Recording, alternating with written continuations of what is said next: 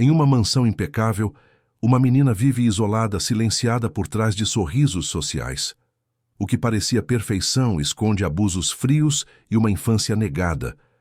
Mas um fio de coragem rompe o silêncio e acende uma transformação que alcança o país. A mansão dos Almeida brilhava como uma joia no coração do Leblon, Rio de Janeiro. Seus jardins impecáveis exibiam rosas importadas e fontes de mármore que cantarolavam dia e noite. Através das janelas enormes, era possível ver lustres de cristal que refletiam a luz do sol carioca, transformando cada cômodo em um espetáculo de brilho e ostentação. Para quem passava pela Avenida Delfim Moreira, aquela propriedade representava o ápice do sucesso. Um monumento ao poder e à riqueza que poucos brasileiros conseguiam alcançar. Mas nem tudo que reluz é ouro, e por trás daqueles portões ornamentados vivia Sofia, uma menina de 7 anos, cujos olhos castanhos pareciam carregar um peso que nenhuma criança deveria conhecer. Enquanto o resto da casa exalava luxo e perfeição, o quarto de Sofia ficava no fundo de um corredor pouco frequentado, longe das visitas e dos olhares curiosos. Era um espaço pequeno, com uma única janela que dava para um muro coberto de era, impedindo que a luz entrasse completamente. A mobília era antiga, doada de algum quarto de empregada reformado, e contrastava brutalmente com o restante da decoração da mansão. Roberto Almeida, seu pai, era um empresário poderoso no ramo de construção civil. Seus empreendimentos espalhavam-se por todo o Rio de Janeiro, e além, torres residenciais e comerciais que levavam seu nome com orgulho. Era um homem que vivia entre reuniões intermináveis, contratos milionários e viagens de negócios que o mantinham ausente mais tempo do que presente. Quando estava em casa, sua mente ainda vagava pelos números e projetos, incapaz de se desconectar completamente do império que construíra com as próprias mãos. 3 anos atrás, Roberto conhecera Valéria Mendes em um evento de gala beneficente. Ela era tudo o que se esperaria de uma dama da alta sociedade carioca. Elegante, articulada, com uma beleza que chamava a atenção sem esforço aparente. Viúva de um diplomata, Valéria transitava com facilidade pelos círculos mais exclusivos da cidade, presidindo instituições de caridade e aparecendo regularmente nas colunas sociais. Quando começaram a namorar, Roberto achou que havia encontrado não apenas uma companheira, mas também uma mãe para Sofia, que perdera a própria mãe ainda bebê. O casamento foi celebrado como o evento social do ano. A cerimônia aconteceu na Igreja da Candelária, seguida por uma recepção no Copacabana Palace, que reuniu políticos, empresários e celebridades. Sofia, então com 4 anos, serviu como daminha, vestida em um vestido de renda branca que custara mais do que muitas famílias ganham em um ano. Nas fotos, ela sorria timidamente ao lado da madrasta, que posava com uma mão protetora sobre seu ombro. Ninguém poderia imaginar que aquele gesto, capturado por dezenas de fotógrafos, era apenas mais uma performance para as câmeras. Nos primeiros meses após o casamento, Valéria manteve as aparências com maestria. Na frente de Roberto, tratava Sofia com uma gentileza estudada, comprando-lhe presentes caros e levando-a a eventos sociais onde podia exibir a menina como troféu de sua nova posição de matrona familiar. Mas quando Roberto viajava, quando as portas se fechavam e os empregados eram dispensados, a máscara caía. Valéria via em Sofia não uma enteada a ser amada, mas um obstáculo entre ela e a fortuna dos Almeida. A menina aprendera rapidamente a ler os sinais. Quando ouvia o carro do pai saindo pela manhã para mais um dia de trabalho, seu coração apertava. Sabia que teria que enfrentar Valéria sozinha, sem a proteção da presença paterna. A madrasta começava com comentários aparentemente inocentes sobre como Sofia era desajeitada, feia, burra. Palavras que penetravam fundo na alma da criança, criando feridas invisíveis que nenhum médico poderia curar.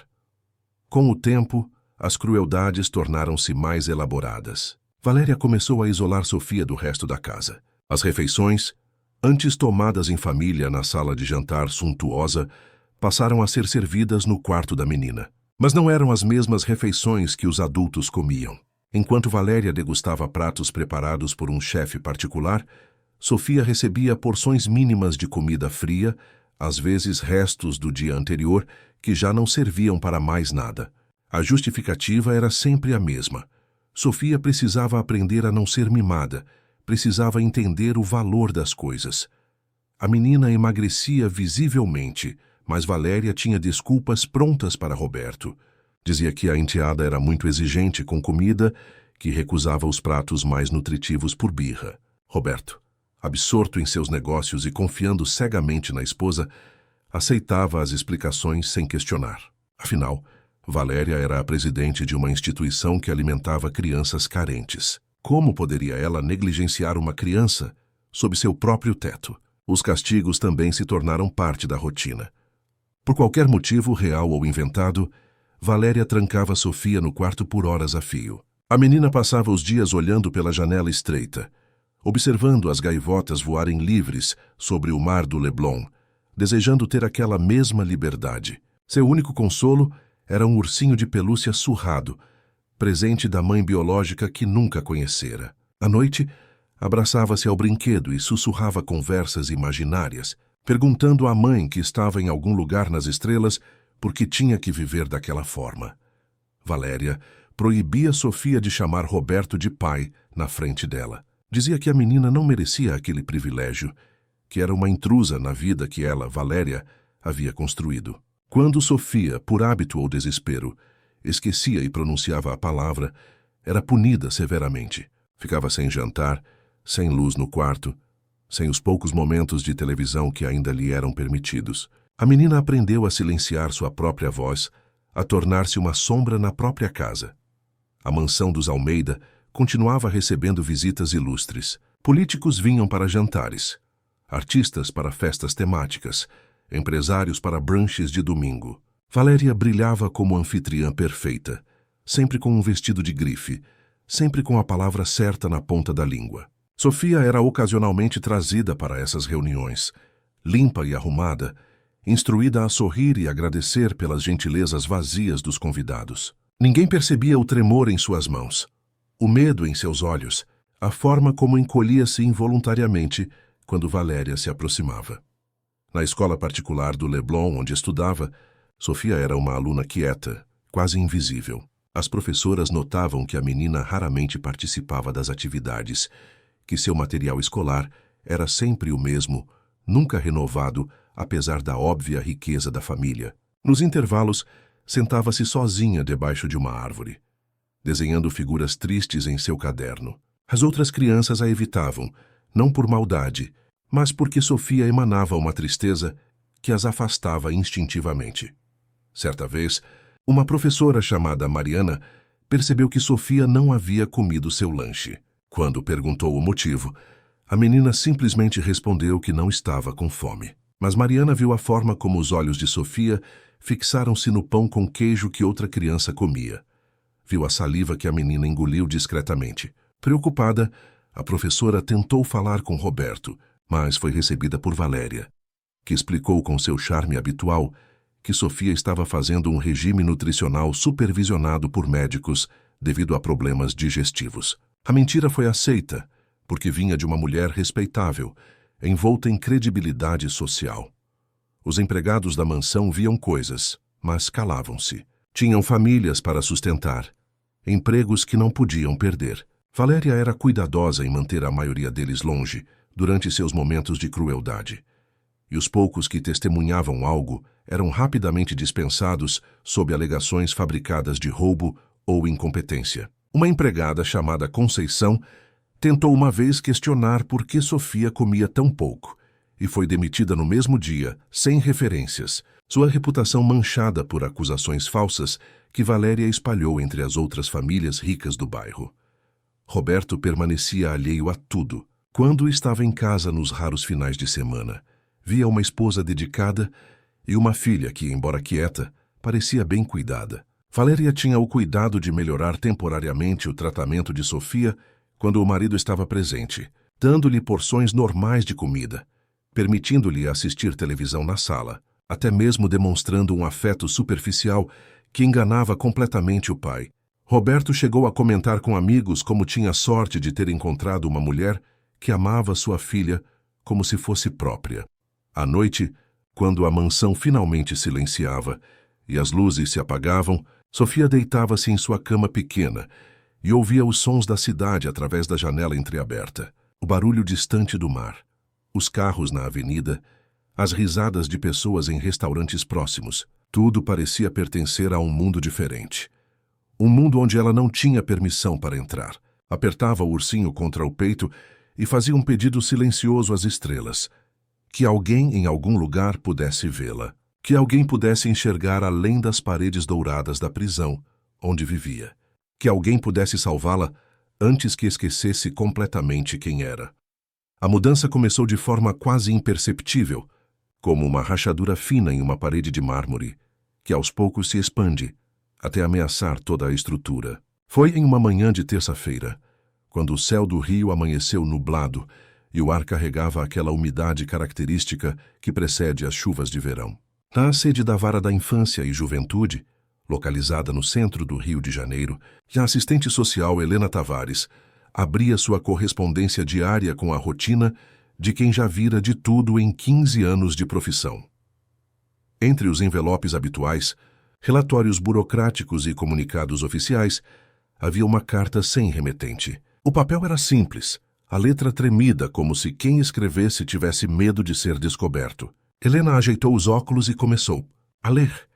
As palavras descreviam uma menina vivendo em condições de negligência severa em uma mansão do Leblon.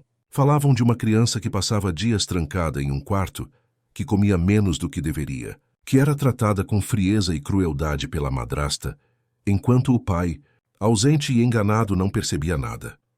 Normalmente, Helena poderia descartar aquilo como exagero ou mal-entendido. Afinal, denúncias anônimas eram comuns, e muitas vezes vinham de vizinhos ressentidos ou ex-funcionários com motivos pessoais. Mas havia algo naquela carta que tocou sua intuição profissional. A descrição era específica demais, detalhada demais. Quem quer que tivesse escrito conhecia os horários da casa, sabia quando o pai viajava, tinha presenciado coisas que não poderiam ser inventadas facilmente.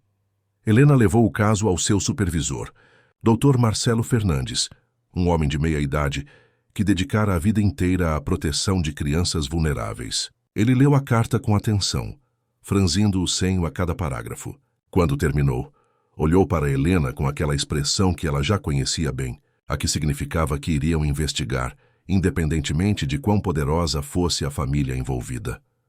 A mansão dos Almeida foi facilmente identificada. O endereço na carta estava correto, e uma rápida pesquisa revelou tudo sobre Roberto Almeida e sua esposa Valéria. As fotos nas redes sociais mostravam um casal perfeito, sempre sorrindo em eventos beneficentes, sempre impecáveis. Valéria aparecia constantemente nas páginas de revistas de sociedade, elogiada por seu trabalho filantrópico. Roberto era descrito como um dos empresários mais bem-sucedidos do Rio de Janeiro. Tudo muito bonito, muito arrumado. Excessivamente perfeito, pensou Helena. 2 dias depois, Helena chegou à mansão sem aviso prévio. Era um procedimento padrão em casos de possível negligência, para evitar que as famílias preparassem encenações. Tocou a campainha e esperou, observando os jardins meticulosamente cuidados, as estátuas de mármore, a grandiosidade que exalava de cada detalhe da propriedade.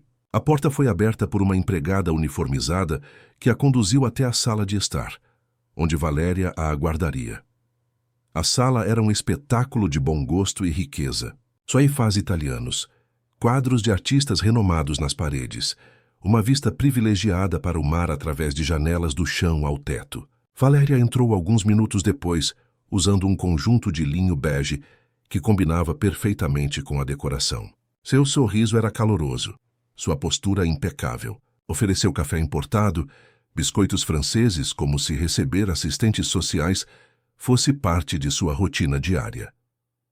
Helena observava tudo com olhos treinados. Valéria falava com desenvoltura sobre sua rotina com Sofia, descrevendo uma relação harmoniosa entre madrasta e enteada. Contou sobre as aulas de piano que havia contratado, sobre as roupas caras que comprava para a menina, sobre como tentava compensar a ausência da mãe biológica. Cada palavra era calculada, cada gesto ensaiado. Helena fingia acreditar, enquanto mentalmente catalogava inconsistências e exageros. Quando pediu para ver Sofia, Valéria hesitou por uma fração de segundo. Foi um lapso quase imperceptível, mas Helena captou. A madrasta então sorriu novamente e explicou que a menina estava no quarto estudando, mas que ficaria feliz em trazê-la. Desapareceu por alguns minutos, tempo suficiente para Helena notar que a casa, apesar de toda sua beleza, tinha algo de artificial, como um cenário de teatro onde tudo estava posicionado para impressionar, mas nada parecia realmente vivido. Sofia apareceu alguns minutos depois, segurando a mão de Valéria. Helena sentiu um aperto no peito ao ver a menina. Ela estava limpa, arrumada, com um vestido novo que ainda tinha a etiqueta discretamente dobrada na gola. Mas seus olhos eram o que Helena nunca esqueceria. Eram olhos vazios, sem o brilho que crianças de 7 anos deveriam ter. Havia medo ali, e resignação, e uma tristeza profunda demais para alguém tão jovem. A assistente social tentou conversar com Sofia, mas a menina respondia apenas com monossílabos, sempre olhando para Valéria antes de falar, como se pedisse permissão silenciosa. Helena propôs falar com Sofia a sós, mas Valéria protestou elegantemente, dizendo que a enteada era muito tímida com estranhos e ficaria mais confortável com ela presente. Legalmente, Helena não podia insistir naquele momento sem uma ordem judicial, então teve que aceitar a condição. As perguntas foram cuidadosas. Helena perguntou sobre a escola, sobre amigos, sobre o que Sofia gostava de fazer. As respostas vinham robotizadas, claramente decoradas. Sim, gostava da escola. Sim, tinha amigos. Sim, a madrasta era muito boa com ela. Mas quando Helena perguntou o que ela havia comido no café da manhã, Sofia hesitou. Seus olhos moveram-se rapidamente para Valéria, que respondeu pela enteada, dizendo que tomara um café completo com frutas e pão integral. Helena não tinha provas concretas, mas sua intuição gritava que algo estava profundamente errado naquela casa. Antes de sair, pediu para usar o banheiro, estratégia antiga para observar mais da residência. No caminho, passou por um corredor secundário e vislumbrou uma porta diferente das outras. Estava trancada, o que lhe pareceu estranho em uma casa onde todas as outras portas permaneciam abertas. Memorizou a localização e continuou seu caminho. De volta ao escritório, Helena redigiu um relatório preliminar. Descreveu as observações, as reações de Valéria, o comportamento de Sofia. Recomendou um acompanhamento mais próximo, mas sem evidências sólidas de negligência ou maus tratos. Sabia que seria difícil obter autorização para uma investigação mais invasiva. Famílias ricas tinham advogados poderosos e um passo em falso poderia resultar em processos e perda de credibilidade. Enquanto isso, na escola, a professora Mariana continuava preocupada com Sofia. A menina estava cada vez mais isolada, cada vez mais magra. Mariana decidiu documentar suas observações. Começou a anotar os dias em que Sofia não trazia lanche, as vezes em que a menina parecia excessivamente cansada, os hematomas pequenos que apareciam eventualmente em seus braços. Eram marcas que poderiam ser de quedas infantis normais, mas a frequência e o padrão sugeriam algo diferente. Um dia, durante o recreio, Mariana sentou-se ao lado de Sofia, debaixo da árvore onde a menina sempre se isolava. Não fez perguntas diretas, apenas começou a conversar sobre coisas simples, sobre as nuvens no céu, sobre os pássaros nos galhos. Aos poucos, Sofia começou a relaxar, então, quase sem perceber, começou a desenhar no caderno que sempre carregava.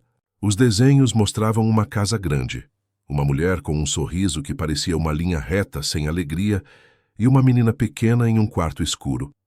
Mariana sentiu um calafrio. Perguntou gentilmente sobre os desenhos, mas Sofia imediatamente fechou o caderno, o medo voltando instantaneamente aos seus olhos. Pediu para ir ao banheiro e saiu correndo, deixando a professora com mais perguntas do que respostas. Naquela noite, Mariana ligou para Helena Tavares, cuja visita à casa dos Almeida já era conhecida entre os profissionais da área. As duas mulheres conversaram longamente, comparando observações, construindo juntas um quadro cada vez mais preocupante. Na mansão do Leblon, Valéria sabia que precisava ser mais cuidadosa. A visita da assistente social a deixara nervosa, embora não demonstrasse externamente. Aumentou temporariamente as porções de comida de Sofia, permitiu-lhe mais tempo fora do quarto. Até mesmo comprou brinquedos novos que espalhou estrategicamente pela casa. Mas a cada gentileza forçada, seus olhos prometiam à menina que aquilo era temporário, que haveria consequências quando a atenção se dissipasse. Roberto voltou de viagem naquele final de semana.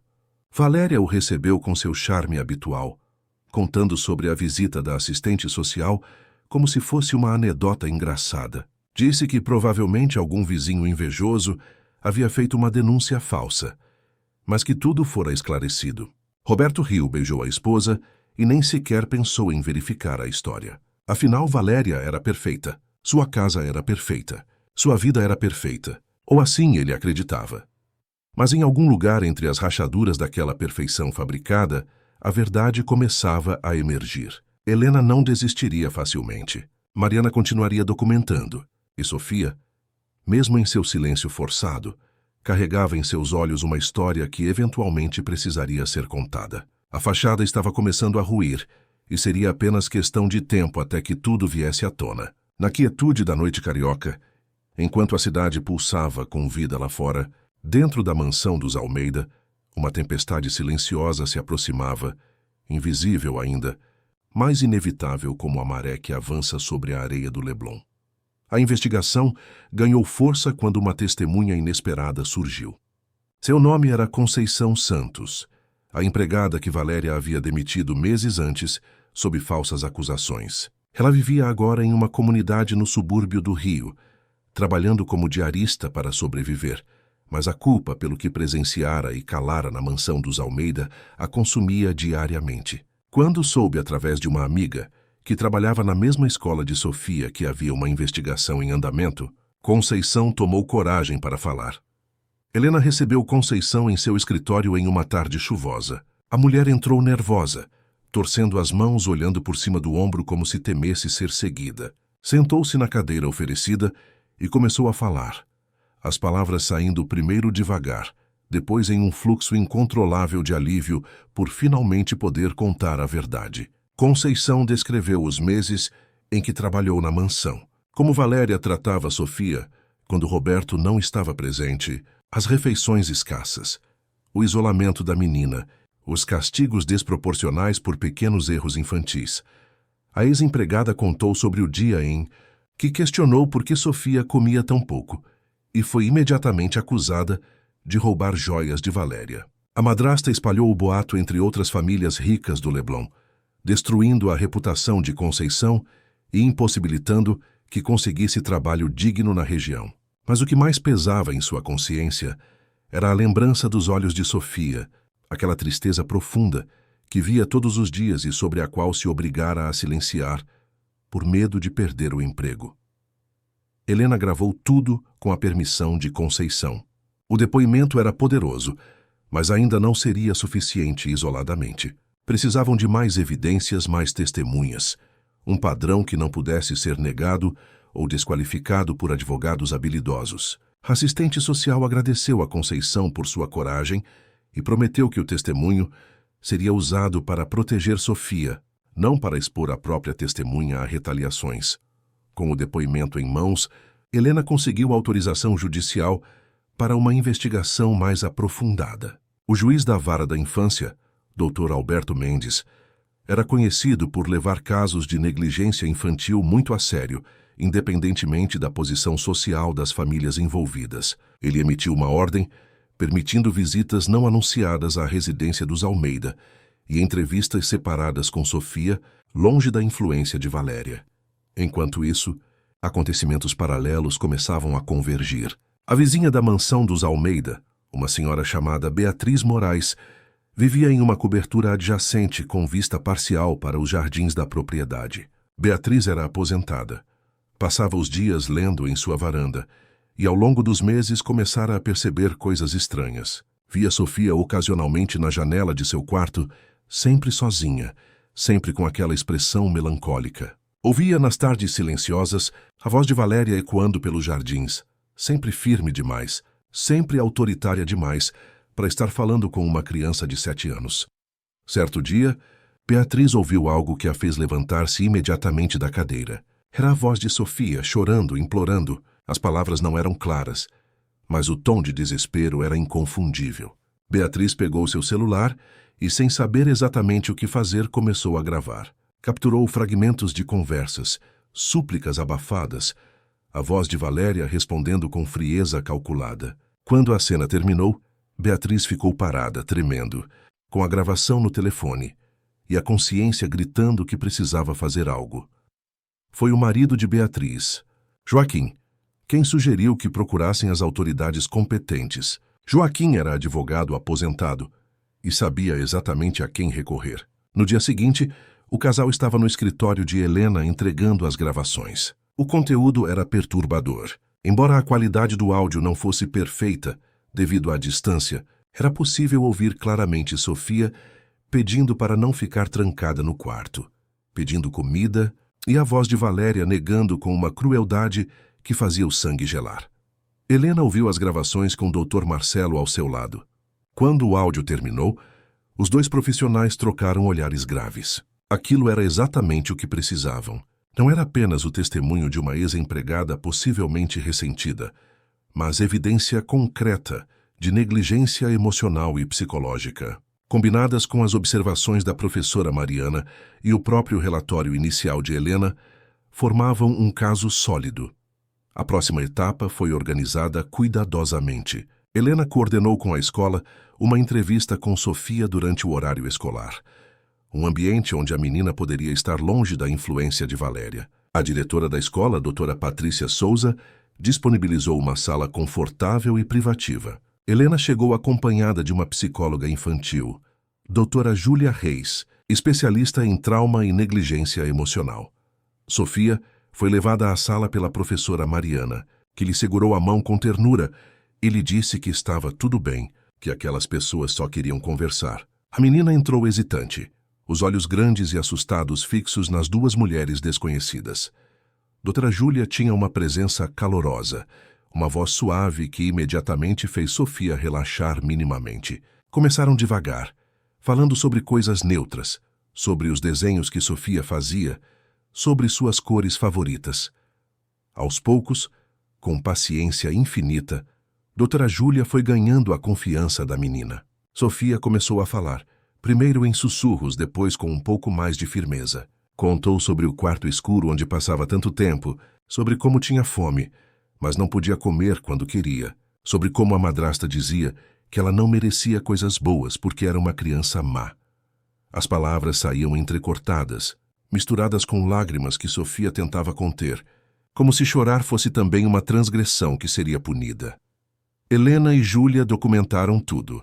A psicóloga, experiente em casos de trauma infantil, reconheceu imediatamente os sinais de negligência emocional severa. Sofia apresentava sintomas clássicos: baixa autoestima, medo constante de desagradar, incapacidade de expressar necessidades básicas sem culpa.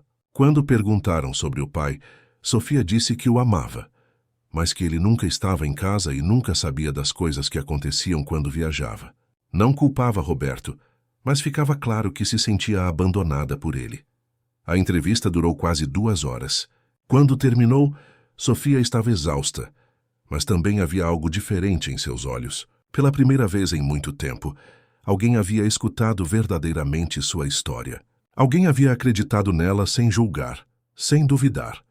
Doutora Júlia abraçou a menina gentilmente e prometeu que iriam ajudá-la, que ninguém merecia viver com medo em sua própria casa. Enquanto isso, Helena reuniu-se com Dr. Marcelo e o juiz Dr. Alberto Mendes. Apresentaram todas as evidências coletadas: o depoimento de Conceição, as gravações de Beatriz, os relatórios da escola, a entrevista com Sofia. O quadro era inegável. Sofia estava vivendo em um ambiente de negligência emocional e psicológica, sua saúde mental e física em risco. O juiz, visivelmente perturbado pelas evidências, autorizou uma intervenção mais direta. Foi emitida uma ordem para uma nova visita à mansão dos Almeida, desta vez com a presença de um psicólogo do tribunal e um representante do Ministério Público. Valéria não poderia mais controlar a narrativa. Roberto precisava ser confrontado com a verdade sobre o que acontecia em sua própria casa. A lei protegia Sofia agora, e nenhuma quantidade de dinheiro ou influência social poderia mudar isso. Na escola, Mariana conversou longamente com Sofia após a entrevista com as autoridades. Disse à menina que havia feito a coisa certa ao falar a verdade, que era corajosa, que merecia ser feliz. Sofia perguntou se teria problemas, se a madrasta ficaria brava. Mariana segurou suas mãos pequenas e explicou que pessoas mais fortes agora a protegeriam, que mudanças estavam chegando, que a tempestade poderia parecer assustadora, mas que depois dela viria o sol. Valéria, naquele momento, ainda não sabia da extensão da investigação. Continuava sua rotina de aparências, presidindo reuniões de caridade, aparecendo em eventos sociais, mantendo a imagem impecável de matrona benevolente. Mas as engrenagens da justiça já estavam em movimento e não havia como pará-las. O castelo de mentiras que construíra estava prestes a desmoronar, e quando isso acontecesse, tudo viria à tona de uma forma que nenhum verniz de respeitabilidade poderia encobrir. Sofia, naquela noite, deitou-se em seu quarto apertando o ursinho surrado, mas pela primeira vez em muito tempo, havia uma fagulha diferente em seu peito. Não era exatamente esperança ainda. Era pequena demais e frágil demais para esse nome grandioso. Mas era algo. Era a sensação de que talvez, apenas talvez, as coisas pudessem mudar. Que talvez ela não precisasse viver para sempre naquele quarto escuro, naquele medo constante. Que talvez alguém realmente tivesse ouvido seu pedido silencioso às estrelas. Roberto Almeida estava em São Paulo quando recebeu a ligação que mudaria tudo. Era uma terça-feira chuvosa, e ele acabara de sair de uma reunião crucial com investidores japoneses interessados em seu novo empreendimento na Barra da Tijuca. O telefone tocou mostrando um número desconhecido. Normalmente ignoraria, mas algo o fez atender. Do outro lado da linha estava Dr. Alberto Mendes, juiz da Vara da Infância e Juventude do Rio de Janeiro. A conversa foi direta e perturbadora. O juiz informou que havia uma investigação em andamento envolvendo sua filha Sofia. Questões sérias de negligência emocional e psicológica. Roberto sentiu o mundo girar. Tentou interromper, dizer que devia haver um engano, que sua esposa era a presidente de uma instituição de caridade, que Sofia tinha tudo o que precisava. Mas Dr. Alberto foi firme, explicando que havia evidências concretas e que Roberto precisava retornar ao Rio imediatamente para uma reunião formal no fórum. O empresário cancelou todos os compromissos e pegou o primeiro voo de volta. Durante as 2 horas de viagem, sua mente era um turbilhão. Tentou ligar para Valéria várias vezes, mas ela não atendia. Ligou para a mansão, e a empregada disse que a senhora havia saído para um evento beneficente. Sofia estava na escola. Tudo parecia normal, perfeitamente normal, como sempre fora. Como poderia haver algo errado? No aeroporto Santos Dumont, Roberto foi direto para o fórum. Chegou ainda com a roupa de reunião, gravata impecável, sapatos italianos brilhando, mas com o rosto marcado pela preocupação e confusão. Foi recebido por Helena Tavares e Dr. Marcelo Fernandes em uma sala de reuniões discreta. Sobre a mesa estavam pastas organizadas, documentos, um laptop preparado para reproduzir as gravações. Helena começou a apresentação dos fatos com profissionalismo, mas também com sensibilidade. Sabia que estava prestes a destruir a realidade de um pai e que a forma como conduzisse aquela conversa determinaria como Roberto reagiria. Mostrou primeiro o relatório inicial de sua visita à mansão, as observações sobre o comportamento de Sofia, as inconsistências nas explicações de Valéria. Roberto ouviu, ainda incrédulo, achando que tudo podia ser mal entendido. Então, Helena mostrou o depoimento de Conceição. Roberto lembrava-se vagamente da empregada. Recordava Valéria dizendo que a havia demitido por roubo. Ao ouvir a versão de Conceição sobre o que realmente acontecera, sobre como fora injustamente acusada por questionar o tratamento de Sofia, o empresário começou a sentir as primeiras rachaduras em sua certeza. As peças começavam a se encaixar de forma perturbadora. As gravações de Beatriz foram o golpe mais duro. Helena advertiu que o conteúdo seria difícil de ouvir. Quando o áudio começou, Roberto reconheceu imediatamente a voz de sua filha. Sofia estava chorando, implorando para não ficar trancada, dizendo que estava com fome. E então a voz de Valéria, fria, calculada, negando os pedidos da criança com uma crueldade que ele jamais imaginara possível. O homem empalideceu, suas mãos tremeram, Suor frio escorreu por sua testa, mas foi a entrevista com Sofia que o quebrou completamente. Doutora Júlia estava presente e conduziu Roberto através dos principais pontos da conversa com a menina.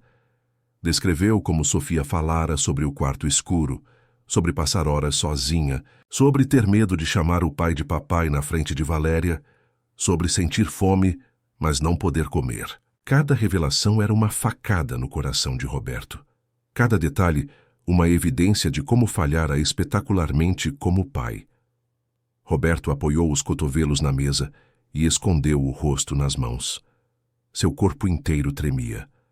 Lágrimas que não derramava há anos começaram a cair entre seus dedos. Como não percebera?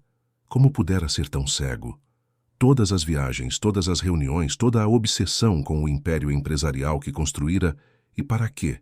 Enquanto ele acumulava sucesso e dinheiro, sua filha definhava dentro da própria casa invisível, sofrendo, esperando por um pai que nunca estava lá. Helena deu-lhe tempo para processar.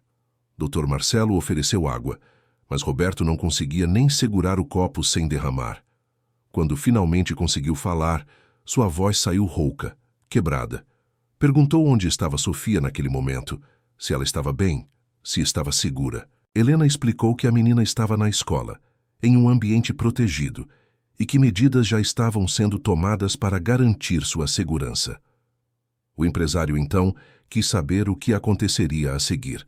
Dr. Alberto Mendes, que observara tudo em silêncio até então, explicou as opções. Valéria teria que se afastar imediatamente de Sofia. Seria iniciado um processo de acompanhamento psicológico intensivo para a menina. Roberto, como pai biológico e guardião legal, teria que se comprometer com mudanças drásticas em sua vida se quisesse manter a guarda da filha. Isso significava terapia, cursos de parentalidade, supervisão regular das autoridades. Roberto aceitou tudo sem hesitar. Disse que largaria os negócios se fosse necessário, que faria o que fosse preciso para recuperar a confiança de Sofia e corrigir os erros monumentais que cometera. Perguntou se podia ver a filha imediatamente. Helena sugeriu cautela, explicando que Sofia estava em um estado emocional frágil e que um confronto dramático poderia assustá-la ainda mais. Seria melhor preparar o terreno primeiro, com o acompanhamento de doutora Júlia. Mas Roberto insistiu que precisava pelo menos vê-la, mesmo que de longe, mesmo que sem falar. Helena e o juiz concordaram em permitir que ele esperasse na escola no horário da saída, mas apenas observando, sem se aproximar ainda. O empresário concordou, desesperado por qualquer conexão, por qualquer forma de verificar com seus próprios olhos que sua filha ainda existia além das estatísticas e relatórios que acabara de ver. Enquanto isso, Valéria foi localizada em um almoço beneficente no Copacabana Palace. 2 oficiais de justiça a abordaram discretamente, pedindo que os acompanhasse. Ela tentou manter a compostura, desculpando-se com as outras damas da sociedade, dizendo que havia um mal-entendido que resolveria rapidamente. Mas quando chegou ao carro oficial e viu os documentos que lhe apresentaram, sua máscara começou a rachar. No fórum, Valéria foi confrontada com as mesmas evidências mostradas a Roberto. Sua reação foi completamente diferente. Não houve lágrimas de remorso ou revelações emocionais. Em vez disso, ela tentou argumentar, justificar, minimizar.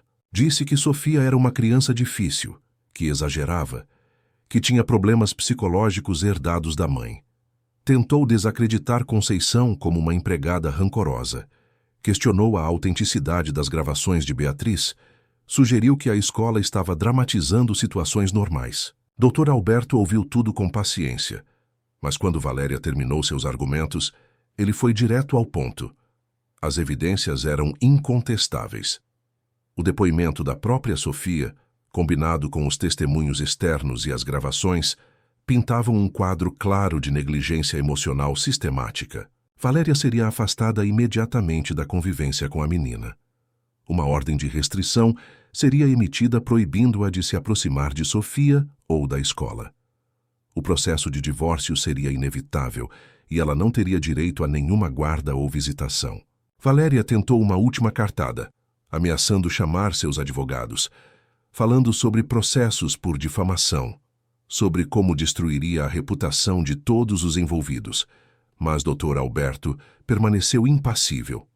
Explicou que ela era livre para contratar quantos advogados quisesse, mas que as medidas de proteção de Sofia eram imediatas e inegociáveis. Se tentasse se aproximar da menina, seria considerada desacato à ordem judicial com consequências sérias.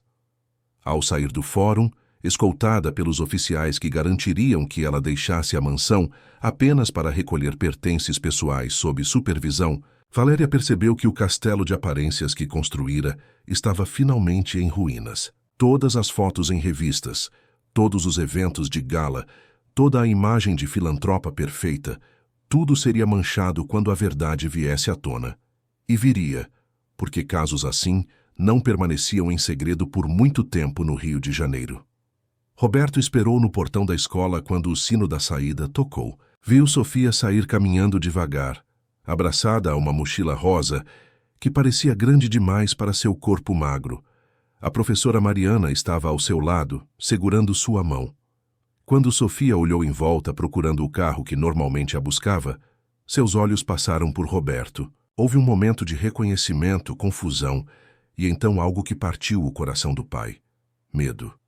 Sofia tinha medo dele, ou melhor, tinha medo do que sua presença inesperada significava.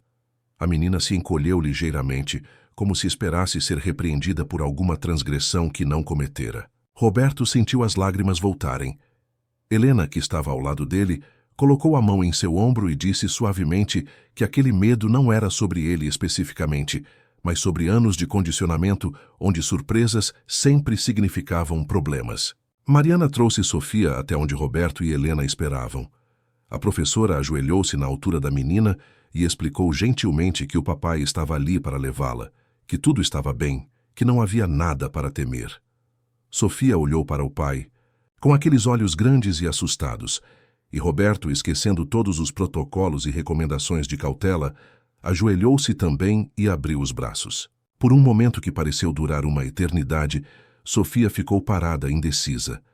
Então, lentamente, como um passarinho ferido testando asas quebradas, ela deu um passo em direção ao pai, e outro, até finalmente estar em seus braços, e Roberto a abraçou como se nunca mais fosse soltá-la, sentindo quão pequena e frágil ela era, como havia emagrecido, como tremia. Sussurrou em seu ouvido promessas que jurou a si mesmo que cumpriria, que nunca mais a deixaria, que a protegeria, que tudo seria diferente agora. E Sofia, pela primeira vez em anos, permitiu-se acreditar que talvez, apenas talvez, aquelas palavras pudessem ser verdadeiras. Os primeiros dias após as revelações foram os mais difíceis. Roberto levou Sofia para um apartamento que mantinha no Flamengo, longe da mansão do Leblon e de todas as memórias dolorosas que ela continha.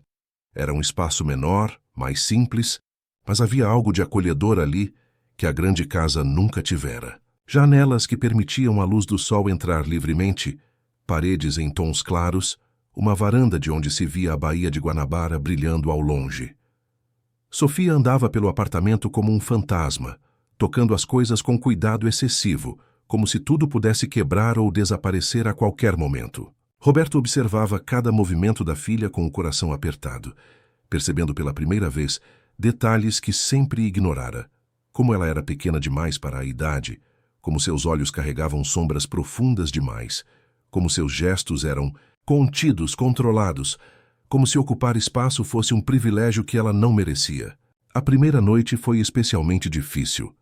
Roberto preparou o quarto de hóspedes para Sofia, comprara lençóis novos com estampas de estrelas, alguns bichos de pelúcia que achou que ela gostaria. Mas quando chegou a hora de dormir, Sofia ficou parada na porta do quarto, tremendo levemente. Roberto, ainda aprendendo a decifrar as necessidades da filha, perguntou gentilmente o que estava errado. Sofia olhou para o quarto, depois para o pai, e com voz quase inaudível, perguntou se a porta ficaria trancada. A pergunta atingiu Roberto como um soco. Compreendeu então que, para sua filha, quartos não eram lugares seguros de descanso, mas prisões potenciais. Ajoelhou-se na altura dela e prometeu que a porta nunca, jamais, seria trancada, que ela poderia entrar e sair quando quisesse, que aquele seria seu espaço seguro. Mesmo assim, Sofia não conseguiu dormir sozinha naquela primeira noite.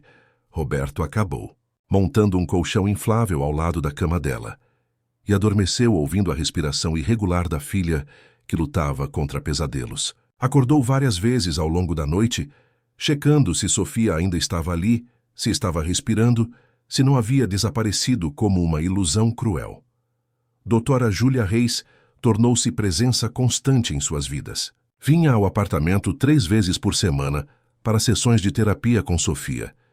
E também começou a atender Roberto, ajudando-o a processar a culpa esmagadora que sentia e a aprender formas saudáveis de se reconectar com a filha. A psicóloga explicou que a recuperação seria lenta, que anos de negligência emocional não se curavam em dias ou semanas, que Roberto precisaria de paciência infinita. As sessões com Sofia revelavam camadas e mais camadas de trauma. A menina falava sobre os medos que a consumiam. Medo de comer demais, porque poderia ser repreendida. Medo de fazer barulho, porque poderia incomodar. Medo de pedir coisas porque não merecia receber. Doutora Júlia trabalhava gentilmente para desconstruir cada uma dessas crenças distorcidas, mostrando a Sofia que ela tinha valor, que merecia ocupar espaço, que suas necessidades importavam. Roberto mergulhou de cabeça no processo de transformação. Delegou a administração da empresa aos sócios de confiança, cancelou compromissos que antes considerava inegociáveis, recusou viagens internacionais. Pela primeira vez em anos, sua prioridade não era fechar negócios ou expandir o império empresarial. Era reconquistar a confiança da filha, palavra por palavra, gesto por gesto, dia por dia. As refeições tornaram-se momentos especialmente importantes. Roberto descobriu, através de doutora Júlia, que Sofia tinha uma relação extremamente complicada com comida. Começou a envolver a filha no processo de escolher o que comeriam, levava-a ao supermercado e deixava que escolhesse frutas, biscoitos, qualquer coisa que desejasse. Cozinhavam juntos aos fins de semana, e Roberto percebia como Sofia ainda se surpreendia quando ele colocava porções normais no prato dela, como hesitava antes de cada garfada, como se esperasse permissão que não precisava mais pedir. A escola ofereceu suporte fundamental. Mariana coordenou com os outros professores para criar um ambiente ainda mais acolhedor para Sofia. A menina foi isenta de apresentações orais que pudessem causar ansiedade excessiva, recebeu apoio extra nas matérias onde tinha dificuldade devido ao estresse emocional que vivera. Aos poucos, Sofia começou a interagir mais com os colegas, ainda timidamente, mas com pequenos progressos que enchiam Roberto de esperança. Helena Tavares continuou o acompanhamento regular, visitando o apartamento quinzenalmente para avaliar o progresso. Em seus relatórios ao juiz Dr. Alberto Mendes, documentava as mudanças positivas. Roberto estava genuinamente comprometido, Sofia mostrava sinais graduais de recuperação, o ambiente era seguro e nutritivo, mas também alertava que o caminho seria longo, que recaídas emocionais eram normais, que a vigilância precisava continuar. Enquanto isso, a situação legal se desenrolava. O divórcio entre Roberto e Valéria foi rápido e devastador para ela. Sem chances de contestar as evidências de negligência, Valéria perdeu todos os direitos relacionados a Sofia. Não teria guarda, visitação ou qualquer forma de contato. A ordem de restrição permaneceria em vigor por tempo indeterminado. Os advogados de Valéria tentaram negociar acordos financeiros generosos, mas Roberto foi inflexível. Ela não receberia nada além do estritamente necessário determinado pela lei. A queda social de Valéria foi espetacular. A notícia do caso vazou, como sempre vaza no Rio de Janeiro, e espalhou-se pelas rodas sociais como fogo em mata seca. A mulher que fora celebrada como exemplo de filantropia e elegância tornou-se persona non grata. Foi afastada da presidência da instituição de caridade que comandava, teve convites para eventos cancelados, viu suas chamadas sendo ignoradas por pessoas que antes a cortejavam. As revistas de sociedade que a fotografavam agora publicavam artigos sobre a hipocrisia de quem usa a caridade como fachada. Conceição, a ex-empregada que tivera coragem de testemunhar, foi publicamente reconhecida por sua bravura. Roberto pessoalmente procurou-a, pediu desculpas por não ter acreditado nela quando foi demitida e ofereceu-lhe uma indenização generosa e uma carta de recomendação que restaurou sua reputação. Conceição aceitou com lágrimas de alívio, dizendo que o mais importante era saber que Sofia estava finalmente segura.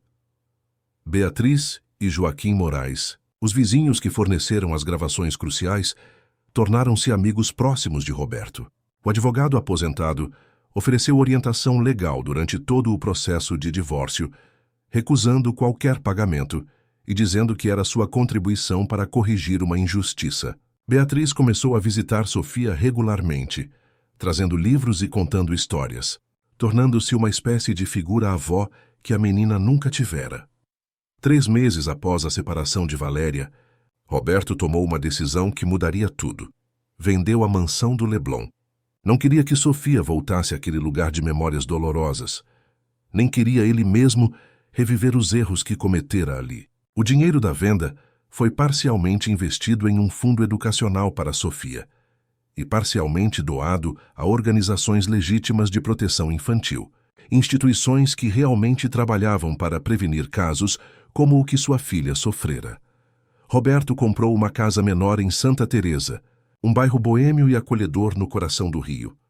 Era uma construção antiga, cheia de charme, com um jardim onde Sofia poderia brincar e uma vista linda para a cidade. A menina participou da escolha, e pela primeira vez, Roberto viu entusiasmo genuíno em seus olhos quando ela apontou para o quarto que queria, um espaço amplo e claro com janelas grandes que davam para árvores e céu aberto. A mudança para a casa nova marcou um novo capítulo. Roberto e Sofia pintaram as paredes juntos, escolheram móveis, plantaram flores no jardim. O ursinho surrado da mãe biológica ganhou um lugar de honra na estante do quarto de Sofia, símbolo de que o passado, mesmo o doloroso, fazia parte de sua história e não precisava ser esquecido, apenas ressignificado. Sofia começou aulas de piano, descobrindo uma paixão pela música que ninguém sabia que existia. Seus dedos pequenos dançavam pelas teclas com uma leveza que contrastava com o peso que carregara por tanto tempo. Roberto sentava-se para ouvir cada prática, maravilhado com a capacidade da filha de criar beleza, mesmo após tanta dor. A terapia continuava, mas agora havia mais sorrisos nas sessões. Doutora Júlia notava como Sofia estava gradualmente se permitindo ser criança, como brincava mais, como ria com mais frequência, como pedia coisas sem medo de rejeição. Os pesadelos ainda aconteciam, mas eram menos frequentes. O medo ainda existia, mas estava sendo lentamente substituído por algo mais forte.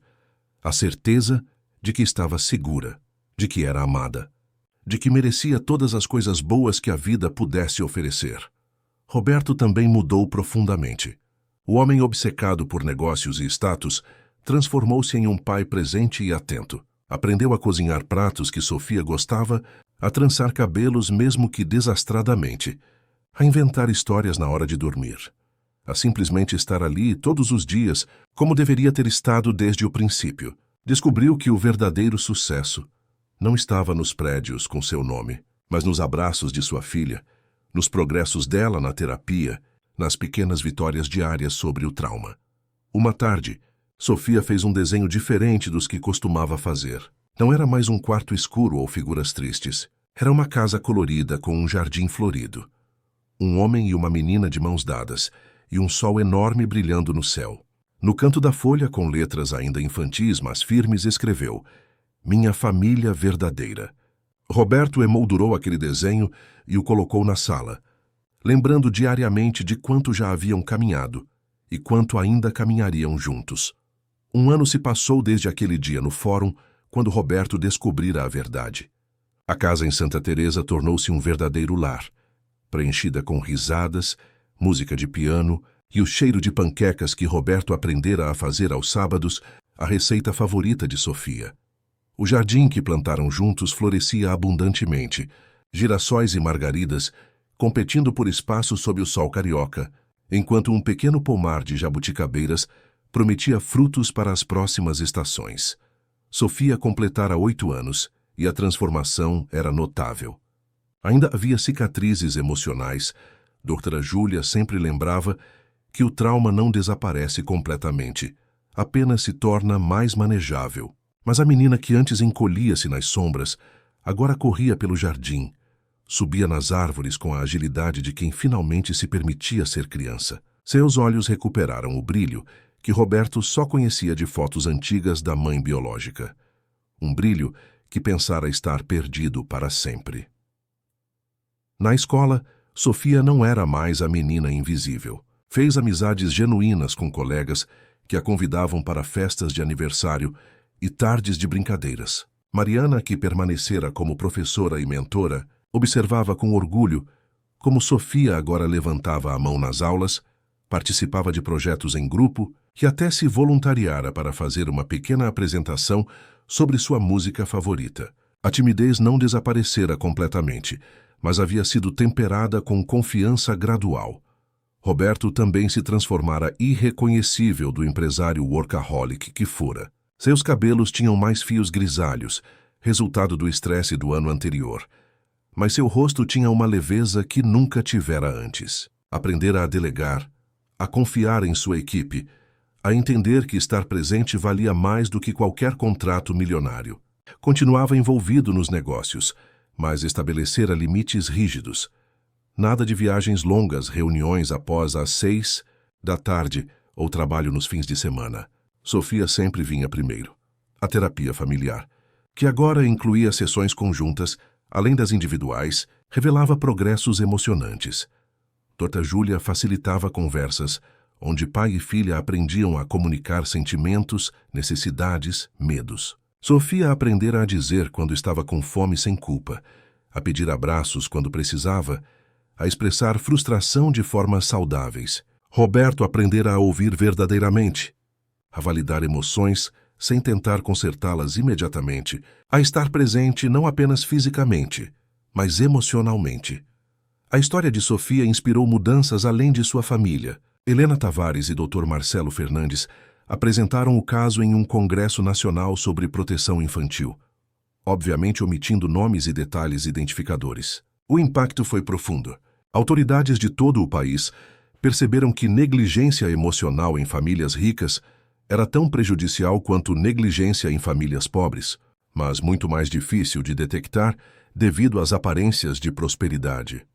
Surgiu então o Projeto Girassol, uma iniciativa coordenada pela Vara da Infância do Rio de Janeiro, que estabeleceu protocolos mais rigorosos para investigar denúncias envolvendo famílias de alta renda. Assistentes sociais receberam treinamento específico para identificar sinais de negligência emocional, escondida atrás de fachadas de perfeição. Escolas particulares foram obrigadas a implementar programas de detecção precoce e reportar não apenas abusos físicos óbvios, mas também padrões comportamentais indicativos de trauma psicológico. Roberto tornou-se discretamente um dos principais financiadores do Projeto Girassol. Não buscava publicidade ou reconhecimento. Seu apoio era anônimo, mas substancial. Queria que outras crianças como Sofia fossem identificadas mais cedo, que outros pais cegos como ele acordassem antes que fosse tarde demais. Acreditava que se sua tragédia pessoal pudesse prevenir o sofrimento de outras famílias, então talvez houvesse algum propósito redentor em tudo o que acontecera. Conceição, cuja coragem em testemunhar fora fundamental para salvar Sofia, tornou-se porta-voz não oficial do projeto. Dava palestras em escolas de formação profissional, para empregados domésticos, ensinando sobre a importância de reportar situações suspeitas, sobre como fazê-lo de forma segura e anônima, sobre como o silêncio pode ser cumplicidade. Sua história inspirava outros trabalhadores a não calarem-se diante de injustiças, mesmo quando o medo de perder o emprego fosse grande. Beatriz e Joaquim Moraes permaneceram próximos da família. O casal idoso tornou-se avós honorários de Sofia, presentes em recitais de piano, festas de aniversário, jantares dominicais na casa de Santa Teresa. Beatriz ensinava Sofia a fazer brigadeiros, aquelas bolas de chocolate que são tradição em qualquer festa infantil brasileira. E a menina adorava lamber a colher coberta de doce, um prazer simples que antes lhe era negado. Joaquim, com sua experiência como advogado, ajudou Roberto a estabelecer um fundo fiduciário para Sofia que garantiria sua educação e bem-estar, independentemente do que acontecesse no futuro. Mas, mais importante, que o dinheiro era o tempo que passava contando histórias do Rio Antigo para a menina, ensinando-a a jogar xadrez, mostrando que figuras masculinas podiam ser gentis e confiáveis. Valéria desaparecera da vida social carioca. Rumores diziam que se mudara para São Paulo, tentando reconstruir uma vida onde ninguém conhecesse sua história. A ordem de restrição permanecia em vigor, e ela nunca tentou violar, sabendo que qualquer contato com Sofia resultaria em consequências legais severas. Em entrevistas raras para a imprensa, tentava minimizar o que fizera, apresentar-se como vítima de mal-entendidos, mas ninguém acreditava. Os fatos falavam mais alto que suas tentativas de revisão histórica. Sofia nunca perguntava sobre a ex-madrasta. Era como se aquele capítulo de sua vida tivesse sido selado, arquivado em algum canto de sua memória, onde não precisava ser constantemente revisitado. Doutora Júlia explicava que isso era saudável, que Sofia não precisava perdoar ou processar aquela relação agora, que talvez quando fosse mais velha, escolheria revisitá-la terapeuticamente, mas que forçá-la a confrontar aquilo prematuramente seria contraproducente. O piano tornou-se refúgio e expressão para Sofia. Seu professor, Maestro Carlos, um músico aposentado que morava próximo em Santa Teresa, ficava maravilhado com a sensibilidade da menina. Dizia que ela tocava com uma profundidade emocional rara em alguém tão jovem, que suas interpretações carregavam tanto sentimento que às vezes ele se emocionava durante as aulas. Sofia começara a compor pequenas melodias, canções simples, mas honestas, que Roberto gravava em seu celular e escutava repetidamente. A escola sugeriu que Sofia participasse de um recital público de fim de ano.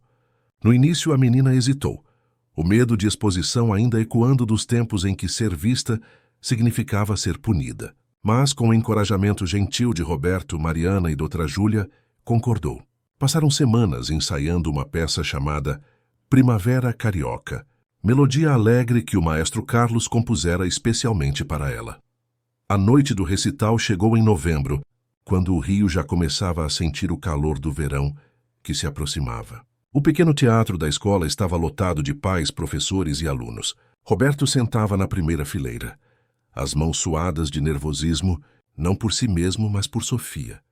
Quando a menina subiu ao palco, vestindo um vestido azul claro que ela própria escolhera, Roberto viu algo extraordinário acontecer. Sofia sentou-se ao piano, ajeitou a postura como o maestro Carlos ensinara, colocou as mãos sobre as teclas. Houve um momento de silêncio, onde todos na plateia prenderam a respiração. Então ela começou a tocar. As notas fluíam como água clara, às vezes saltitantes como ondas do mar, às vezes suaves como brisa da tarde. Sofia tocava de olhos fechados, perdida na música, em seu próprio mundo, onde a dor do passado havia sido transformada em beleza presente. Quando a última nota ressoou e o silêncio voltou ao teatro, houve uma pausa antes dos aplausos explodirem. Roberto tinha lágrimas escorrendo livremente pelo rosto, assim como Mariana, Beatriz, Helena, que também estava presente, e dezenas de outros que compreendiam, ainda que não conhecessem os detalhes, que estavam testemunhando algo mais profundo que uma simples apresentação escolar. Estavam testemunhando a ressurreição de uma alma, a vitória da luz sobre a escuridão. Sofia abriu os olhos, olhou para a plateia aplaudindo de pé e, pela primeira vez em sua vida, permitiu-se aceitar aquele reconhecimento sem medo. Sorriu um sorriso genuíno e radiante e fez uma reverência. Quando desceu do palco, correu direto para os braços de Roberto, que a ergueu e girou, ambos rindo e chorando ao mesmo tempo, um entrelaçamento de alegria e alívio e amor que transcendia palavras. Naquela noite, de volta à casa em Santa Teresa, Sofia estava energizada demais para dormir. Sentaram-se na varanda, bebendo chocolate quente mesmo com o calor, olhando as luzes da cidade espalhadas abaixo como estrelas terrestres. Sofia perguntou a Roberto se estava orgulhoso dela. Ele segurou o rosto da filha entre as mãos e disse que estava mais do que orgulhoso, que ela era a pessoa mais corajosa que conhecia, que sua capacidade de se recuperar e florescer após tudo o que passara, era nada menos que milagrosa. Sofia ficou quieta por um momento. Depois disse algo que Roberto jamais esqueceria. Disse que estava feliz, que pela primeira vez conseguia lembrar o que significava aquela palavra, que sentia como se tivesse vivido muito tempo no escuro, mas agora finalmente visse o sol. E que se um dia encontrasse outra criança, que se sentisse como ela se sentira, iria ajudar, porque sabia que era possível sair daquele escuro, que sempre havia esperança mesmo quando parecia não haver.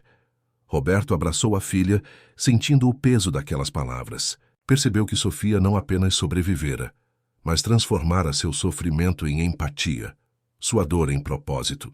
Aos 8 anos, ela já compreendia algo que muitos adultos nunca aprendem, que as feridas mais profundas podem se tornar fontes de nossa maior força, que a capacidade de curar pode inspirar outros a curar também, que luz depois da chuva brilha mais intensamente porque conheceu a tempestade. 2 anos completos haviam se passado desde aquele dia transformador no fórum. Sofia agora tinha 10 anos, e a menina que fora era uma memória distante, quase como outra pessoa em outra vida. A casa em Santa Teresa respirava vida em cada canto. Plantas que Sofia regava religiosamente todas as manhãs, quadros que pintara nas aulas de arte, pendurados com orgulho nas paredes, o som constante do piano, que agora dominava com maestria impressionante para sua idade. Roberto celebrava seu aniversário de 45 anos em uma festa íntima no jardim. Ao contrário dos eventos grandiosos que costumava organizar na época da mansão, esta era uma reunião pequena, mas significativa. Helena e Dr. Marcelo, que se tornaram amigos próximos da família. Beatriz e Joaquim com seus sorrisos carinhosos de avós. Mariana, que permanecera como mentora querida, mesmo após Sofia mudar de série. Conceição com sua família. O maestro Carlos e alguns colegas de escola de Sofia, que riam alto correndo entre os girassóis. A maior surpresa da noite veio quando Sofia, com a ajuda secreta de Beatriz, revelou seu presente. Uma composição musical completa chamada Luz Depois da Chuva. A menina pediu silêncio. Sentou-se ao piano que Roberto instalara no jardim, especialmente para a festa, e começou a tocar. A melodia começava sombria, notas graves que evocavam tempestades e tristeza, depois gradualmente transformava-se, subindo escalas, tornando-se mais leve, mais brilhante, até finalmente explodir em um movimento alegre que fazia qualquer um querer dançar. Quando terminou, não havia olhos secos no jardim. Roberto abraçou a filha por longos minutos, sussurrando que aquela era a obra-prima mais linda que já ouvira, não apenas pela música em si, mas pelo que representava. A jornada completa deles, de escuridão à luz, de separação à união, de desesperança a um futuro luminoso. Sofia sussurrou de volta que compusera, pensando não só na história deles, mas em todas as crianças que ainda viviam no escuro, esperando que alguém as visse. Essa conversa plantou uma semente em Roberto. Nos dias seguintes, ele procurou Helena com uma proposta. Queria expandir o projeto Girassol, transformá-lo em uma fundação completa, dedicada à identificação e apoio de crianças vivendo em situações de negligência emocional, especialmente em contextos onde a aparência de prosperidade mascara o sofrimento. Helena ficou entusiasmada, e juntos começaram a trabalhar na estrutura.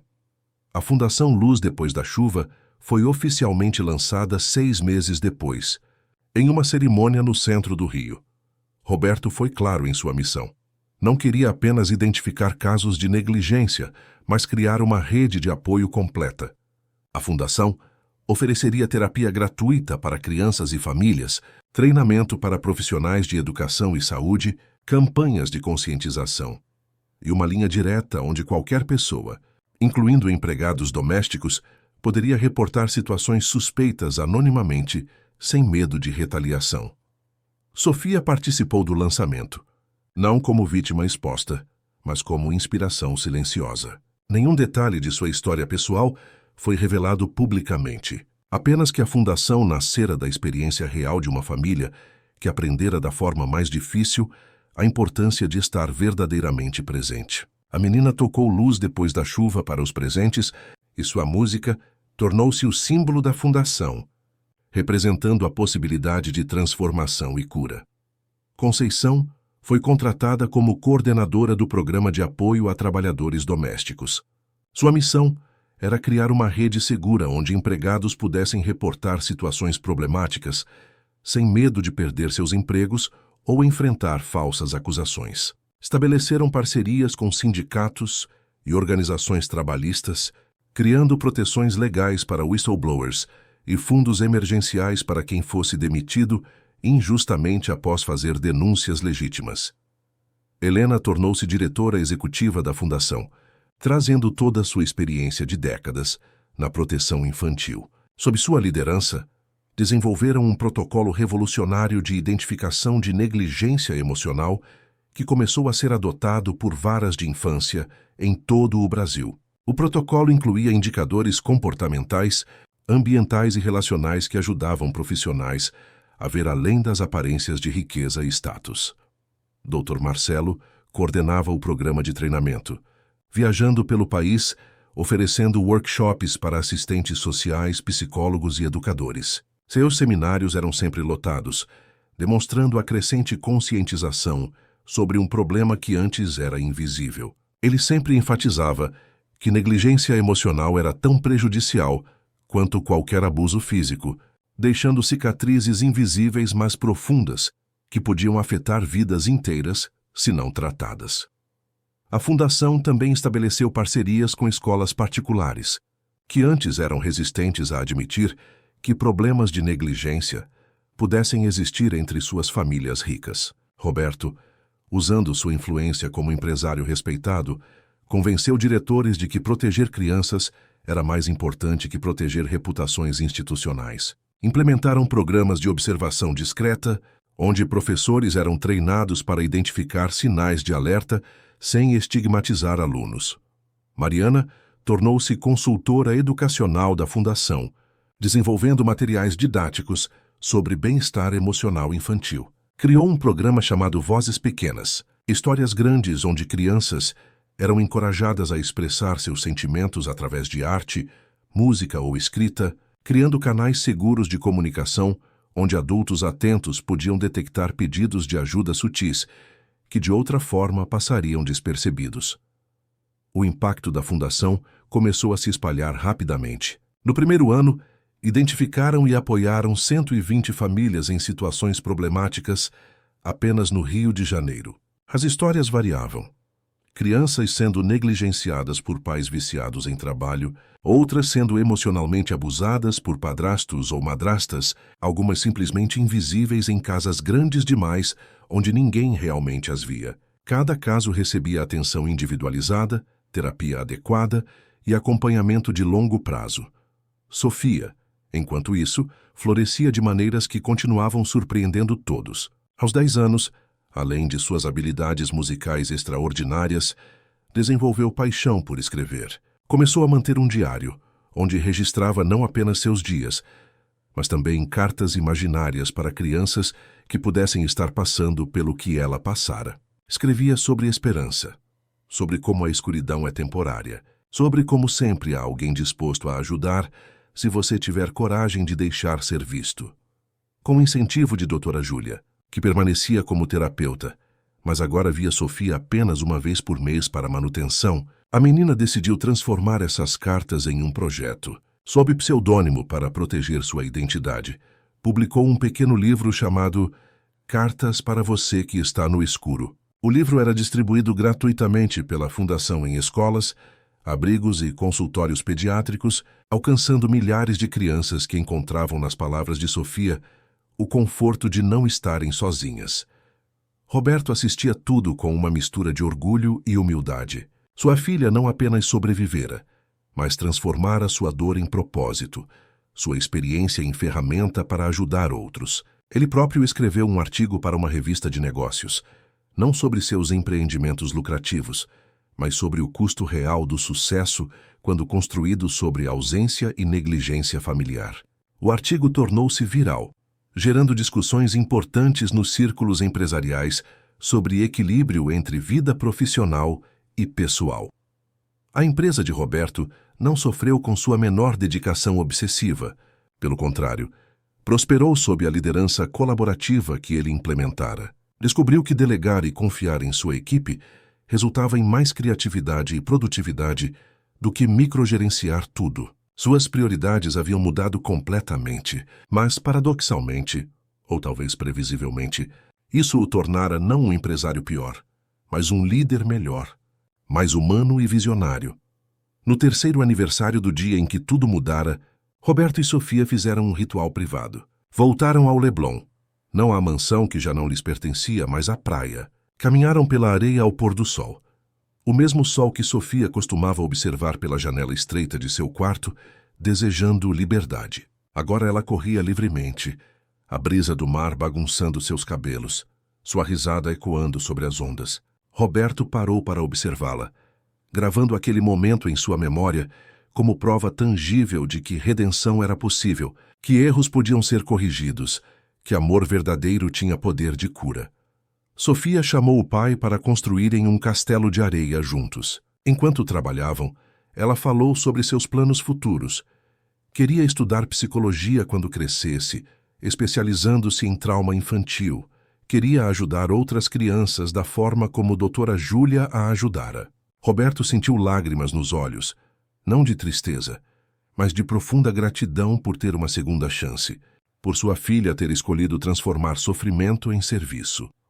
O castelo de areia que construíram era elaborado, com torres e pontes, janelas abertas que permitiam a luz entrar, tão diferente do quarto escuro onde Sofia vivera. Quando terminaram, sentaram-se para admirá-lo, sabendo que a maré eventualmente o levaria, mas que naquele momento representava algo permanente em suas vidas. A reconstrução completa do que fora quebrado, a criação de algo novo e belo sobre os escombros do passado. Voltaram para casa quando as estrelas começaram a aparecer no céu. Sofia apontou para uma particularmente brilhante e disse que gostava de pensar que era sua mãe biológica observando, feliz por ver como as coisas haviam melhorado. Roberto concordou, adicionando que talvez todas as pessoas que os ajudaram eram também estrelas, guias que iluminaram o caminho quando tudo parecia escuro demais para encontrar saída. Na casa em Santa Teresa, Sofia tocou piano antes de dormir, como fazia todas as noites. Luz, depois da chuva, soava ainda mais bonita, maturada com a prática. Roberto escutava da varanda, observando as luzes do rio brilharem na distância, pensando em todas as casas onde crianças talvez estivessem sofrendo em silêncio, esperando que alguém as visse. Prometeu a si mesmo que a fundação continuaria crescendo, alcançando mais famílias, salvando mais crianças, até que nenhuma menina ou menino tivesse que viver o que Sofia viveu.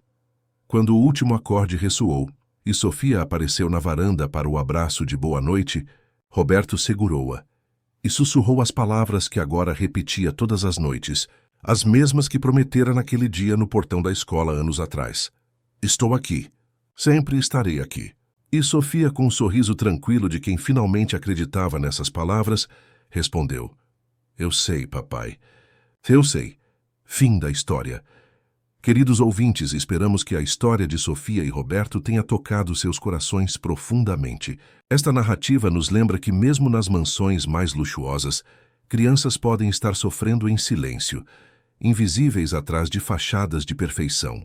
Mas também nos mostra que transformação é possível, que amor verdadeiro tem poder de cura e que de nossa dor mais profunda pode nascer propósito que ilumina não apenas nossas vidas, mas as de inúmeras outras pessoas. Se esta história ressoou com você, convidamos a embarcar em mais jornadas emocionais conosco. Preparamos uma playlist especial com histórias igualmente cativantes, que exploram a complexidade da vida, o poder da redenção e a força do espírito humano. Você pode encontrá-la clicando aqui ao lado. Sua participação é fundamental para continuarmos compartilhando essas narrativas que tocam almas e transformam perspectivas. Se a história de Sofia e Roberto emocionou você, por favor, inscreva-se em nosso canal para não perder nenhuma das histórias que trazemos diariamente. Deixe seu like no vídeo. Isso nos ajuda a alcançar mais pessoas que precisam ouvir essas mensagens de esperança e transformação. E não deixe de comentar qual parte da história mais tocou você.